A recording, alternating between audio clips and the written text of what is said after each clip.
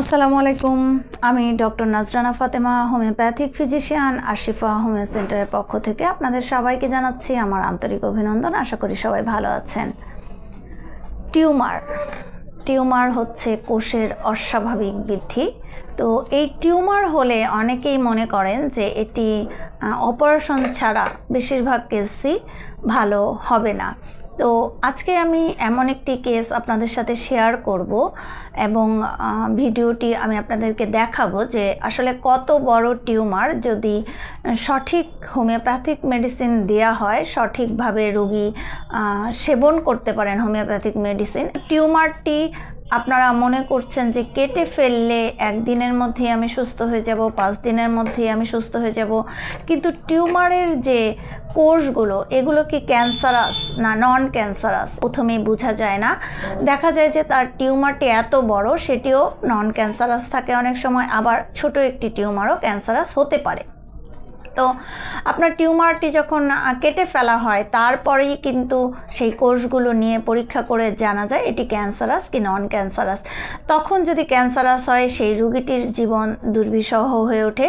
কিন্তু আপনি যদি হোমিওপ্যাথিক মেডিসিন সেবন করেন, সঠিক মেডিসিন সেবনে এই টিউমার কিন্তু সম্পূর্ণভাবে নিরাময় সম্ভব। আমাকে 1 বছর আগে অপারেশন করতে বলা হয়েছিল টিউমারটি, তারপর থেকেই মূলত তিনি আমার কাছে এই টিউমারের সম্পূর্ণ সঠিকভাবে চিকিৎসা নেওয়া শুরু করেন।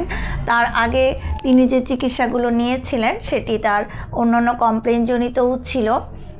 তো তিনি কিন্তু এই 1 বছরের মধ্যে সঠিক মেডিসিন সেবনে তার টিউমারটি সম্পূর্ণরূপে নিরাময় হয়ে গেছে। তার হাঁটুর উপর অনেক বড় একটি টিউমার ছিল, সেটি কিন্তু এখন সম্পূর্ণভাবে নিরাময় হয়ে গেছে। যেটি তাকে 1 বছর আগে অপারেশন করতে বলা হয়েছিল, কিন্তু তার পরিবারের লোকদের অসম্মতির কারণে তিনি সেই কেসটি আসলে অপারেশনে যেতে চাননি। এখনও তিনি আলহামদুলিল্লাহ সুস্থ আছেন।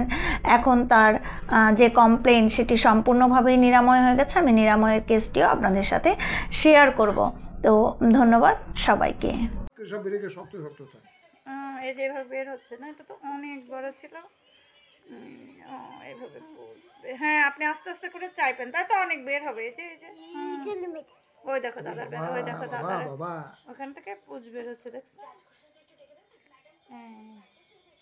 হ্যাঁ, তা